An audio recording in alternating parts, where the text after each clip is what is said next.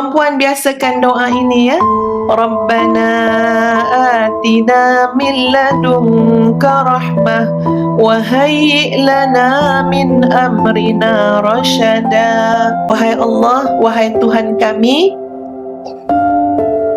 Rabbana atina, kurniakanlah kepada kami daripada sisi-Mu ya Allah rahmat, kasih sayang, ya, rahmah daripada Allah Subhanahu wa taala, dan tunjukilah kami daripada seluruh urusan-urusan hidup kami ini rasyada, pimpinan, petunjuk.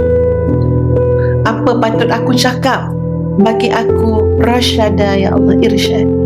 Apa patut aku buat, bagi aku petunjuk ya Allah.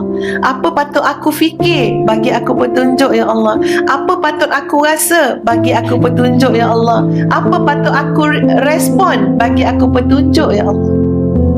Aku patut bercakap ke patut diam, bagi aku petunjuk ya Allah.